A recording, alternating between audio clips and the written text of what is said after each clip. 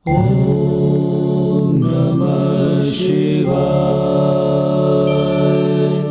ॐ नमः शिवाय।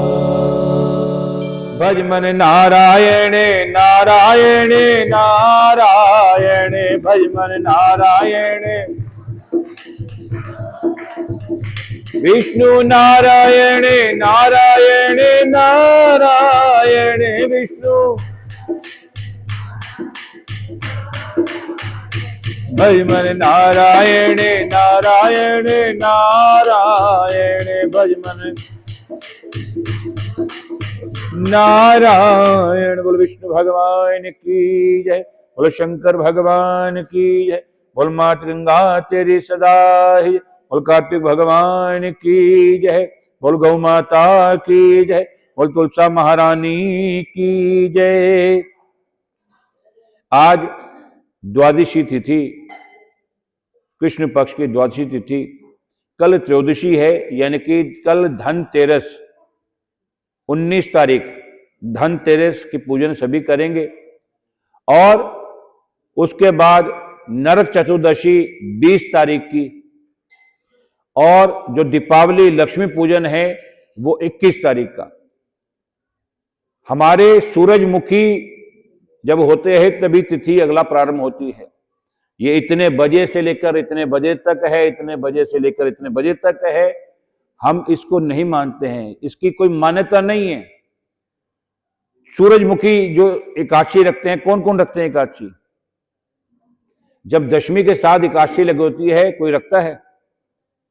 सूरजमुखी एकादशी रखते हैं, चाहे वो सुबह 10 बजे तक है या शाम को 4 बजे तक है। उसके बाद हम द्वादशी तो नहीं करते ना, फिर हम सूरजमुखी के बाद ही द्वादशी करते हैं। तो इसलिए अमावस जो तिथि है, अगर शाम को 20 तारीख को लग रही है तो इसका कोई मान्यता नहीं है, क्योंकि सूरजमुखी जो है नरक चतुर्दशी है। नरक चतुर्दशी के दिन अगर दीपावली पूजन करते हैं, महालक्ष्मी आएंगी, लेकिन वो परिवार के अंदर वो जो पैसा आएगा, धन आएगा, वो बीमारियों में, कोर्ट कचहरियों में और अगर दूसरे कार्यों में उपलब्ध होंगे। अगर घर में चाहते हैं कि बरकत बनी रहे तो कृपया हाथ जोड़ के मेरी मंच माध्यम से आपसे विनती है कि 21 तारीख को दीपावली पूजन करें। छोटी दीपावली 20 की है, बड़ी दीपावली 21 तारीख की है। बोल सिया रामचंद्र भगवान की। कार्तिक मास काज लिखो 14वां अध्याय, हरि कृपा करे श्रद्धा प्रेम बढ़ाए। हे राजन, इस प्रकार उसको धर्म पूर्वक राज्य करते देखकर देवता क्षुब्ध हो गए।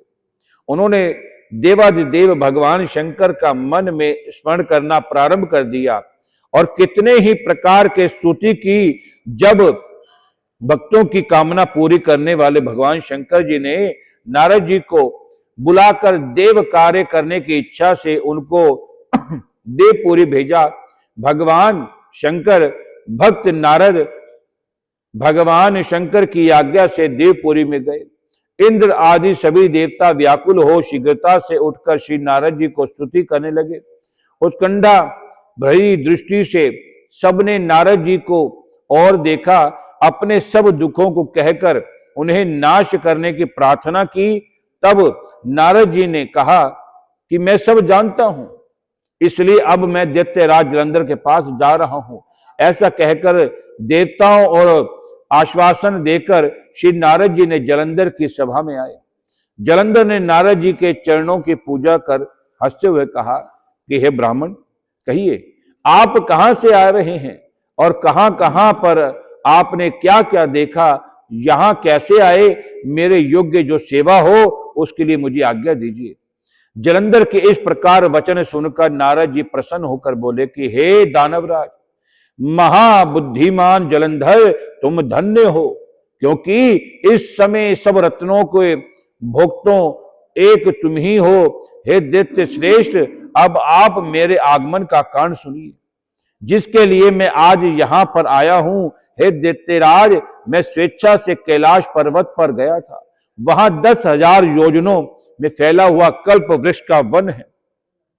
वहां पर मैंने सैकड़ों कामधेनुओं को घूमते हुए देखा तथा यह मैंने भी देखा कि वह वन चिंतामणि से प्रकाशित परम दिव्य, अद्भुत और सब स्वर्णमय है।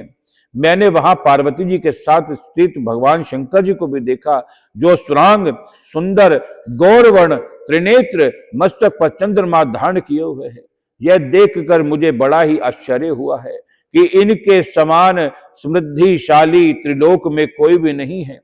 हे दैत्येंद्र, उसी समय मुझे तुम्हारी भी समृद्धि का स्मरण हुआ कि आया कि उसे देखते ही इच्छा से तुम्हारे पास आया हूं।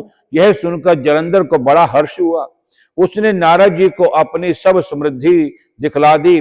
उसे देखकर देवताओं का कार्य करने की इच्छा शिव प्रेरित नारद ने जलंधर की बड़ी प्रशंसा की और कहा, निश्चय ही तुम त्रिलोकपति होने के योग्य थे। तुम्हारे लिए ऐसा होना कोई विचित्र बात नहीं है। मैं देखता हूं कि तुम्हारे पास सब कुछ है, किसी बात की कोई कमी नहीं है। ऐरावत, उच्च श्रवा घोड़ा, कल्प वृक्ष, कुबेर की निधि तुम्हारे पास है। मणियों और रत्नों में ढेर भी तुम्हारे पास लगे हुए हैं। ब्रह्मा जी का हंस युक्त विमान भी तुम्हारे पास है। दुलोक, पताल और पृथ्वी पर जितने भी रत्न आदि हैं वे सब तुम्हारे पास ही तो हैं। मैं तुम्हारे इस प्रकार के रत्न ऐश्वर्य को देखकर बड़ा प्रसन्न हूं, परंतु तुम्हारे पास कोई स्त्री रत्न नहीं है, इसलिए तुम्हारा यह सब कुछ फीका है। तुम कोई स्त्री रत्न ग्रहण करो। नारद जी के इस प्रकार के वचन सुनकर दैत्य काम से व्याकुल हो गया।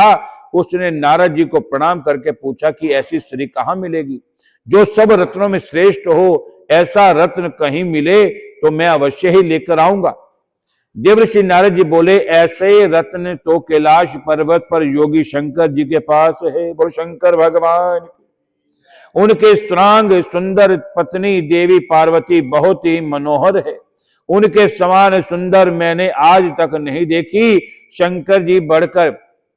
शंकर से बढ़कर समृद्धिवान दूसरा कोई नहीं है। उनके इस रत्न की भी महिमा तीनों लोकों में कहीं भी नहीं है। तभी तो परम विरक्त आत्मा वाले शंकर भी उसके वश में हो गए। देवर्षि नारद उस दैत्य से ऐसा कहकर अन्य कार्य करने की इच्छा से आकाश मार्ग पर चले गए। बोले विष्णु भगवान की जय। भज मन नारायण नारायण नारायण, भज मन नारायण। लक्ष्मी नारायण नारायण नारायण, लक्ष्मी नारायण। भज मन नारायण नारायण नारायण। बोल विष्णु भगवान की जय। बोल शंकर भगवान की जय। बोल माता गंगा तेरी सदा ही जय। बोल कार्तिक भगवान की जय। गौ माता की जय। तुलसा महारानी की जय।